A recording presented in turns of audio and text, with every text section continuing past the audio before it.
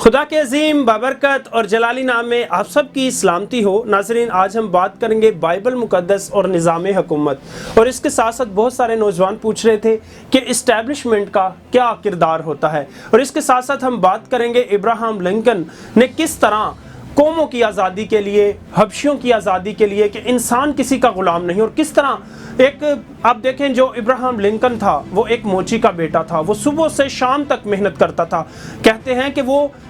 دن اور رات کے وقت 24 گھنٹے میں صرف 3 گھنٹے سوتا تھا، اور رات کو جب وہ اپنے روم میں ہوتا تھا اس وقت بھی اس کے ہاتھ میں فائلیں اور پینسل ہوتی تھی، اور وہ کام کرتے کرتے سو جاتا تھا۔ وہ محنت کرنے والا ایمانت دار شخص تھا، اور آج امریکہ کی آزادی میں ابراہم لنکن کا بہت اہم کردار ہے۔ اسی طرح آپ سنگاپور کو دیکھ لیں، سنگاپور تھرڈ ورلڈ کنٹری سے لے کے آج فرسٹ ورلڈ کنٹری میں اگر شامل ہوا ہے تو اس کے پیچھے بھی اچھی پالیسیز اور گڈ گورننس تھی۔ ناظرین، گڈ گورننس جو ہوتی ہے یا بیڈ گورننس ہوتی ہے وہی کسی قوم کو کامیاب یا ناکام بناتی ہے۔ ناظرین، اگر اوپر بیٹھے ہوئے اعلیٰ حکومتوں کے جو بادشاہ ہیں یا حاکم ہیں، اگر وہ خدا کے خوف میں رہیں گے، جو بائبل مقدس میں ہمیں سکھاتی ہے کہ ساری دنیا خداوند کو یاد کرے گی اور ساری قومیں خداوند کو ہی سجدہ کریں گی، کیونکہ جو کوئی بھی حکومتوں اور قوموں پر سلطنت کرتا ہے خداوند سب سے بڑا حاکم ہے، اور تمام قوموں پر خداوند ہی سلطنت کرتا ہے۔ لیکن بائبل مقدس میں لکھا ہے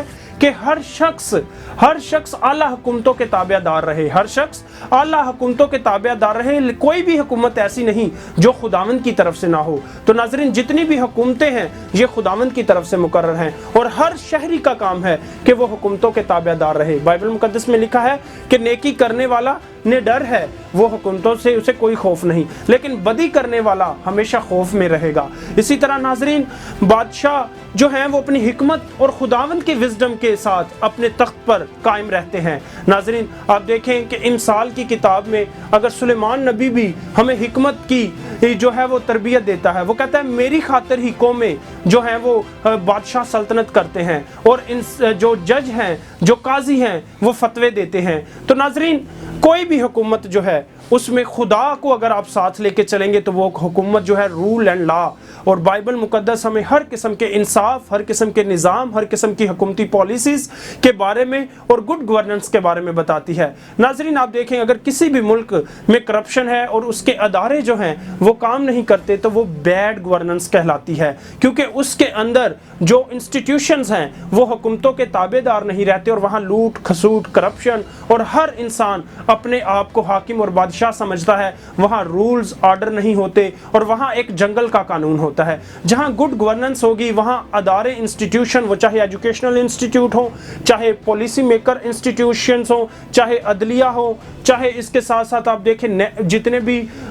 ادارے ہیں وہ جو ہیں وہ تھانہ سسٹم آپ دیکھ لیں، اور جتنے بھی کرمنل کو جو ہے روک تھام دیکھ لیں، وہ ساری انسٹیٹیوشنز کی جو پالیسیز ہیں وہ گڈ گورننس سے ہمیں ملتی ہیں۔ تو ناظرین، آپ دیکھیں، آج میں آپ کو ایک مثال دینا چاہتا ہوں کہ آپ ابراہم لنکن کو دیکھ لیں، وہ امریکہ کا صدر تھا، وہ ایک موچی کا بیٹا تھا، وہ اتنا ایمانت دار تھا، اور اس کی پالیسیز اور اس کی محنت کی وجہ سے امریکہ اس قدر آگے بڑھا کہ اس نے حبشیوں کو آزادی دی، اس نے کہا ہر انسان برابر ہے، اس نے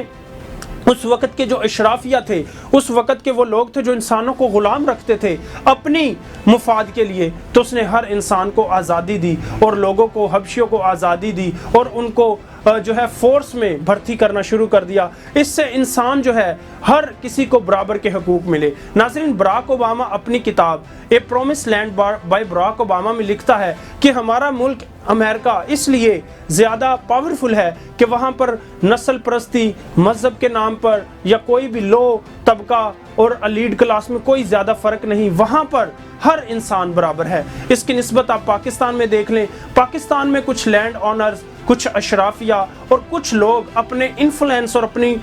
پاورفل ہونے کی وجہ سے ہمیشہ ڈومینیٹ ہوتے ہیں، وہ ہمیشہ ہر چیز پہ قابض ہوتے ہیں، جس سے دوسرے جو کلاس ہے ان کو برابر کے حقوق نہیں ملتے اور ان کا احتسال ہوتا ہے۔ ناظرین، اس کے ساتھ ساتھ میں آپ کو بتاتا چلوں کہ کچھ لوگ پوچھے تھے اسٹیبلشمنٹ کیا ہوتا ہے۔ ناظرین، اسٹیبلشمنٹ کسی بھی قوم کے اندر لینڈ آنرز ہوتے ہیں، انٹیلیجنس ایجنسیز ہوتی ہیں، اور اس کے ساتھ ساتھ لائرز اور ججز کی ہوتے ہیں، اور وہ انفلوئنس کرنے والا ایک طبقہ ہوتا ہے جو اپنے پیسے کی وجہ سے، اپنے انفلوئنس کی وجہ سے اور اپنے اقتدار کی وجہ سے، اپنی انٹیلیجنس کی وجہ سے ہمیشہ پاورفل رہا ہے. اس میں ایرسٹوکریسی شامل ہے، اس میں بڑے بڑے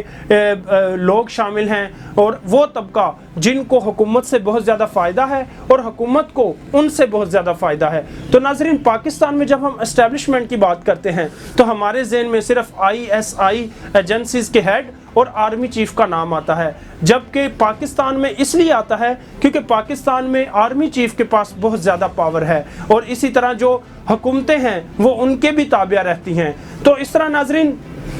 آج جو ہم بائبل مقدس میں ہم یہ سیکھنے والے ہیں کہ ہمیں گڈ گورننس پہ کام کرنا ہے. ہمیں خداوند کے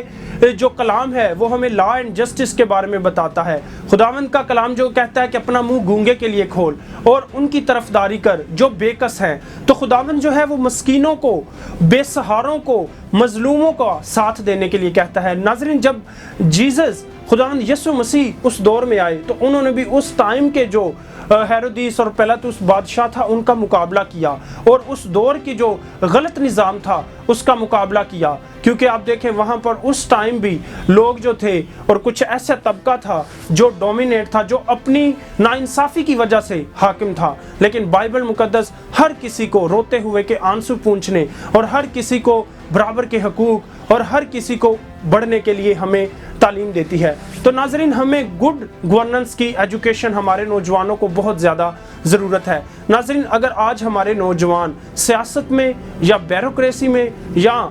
بڑے بڑی جو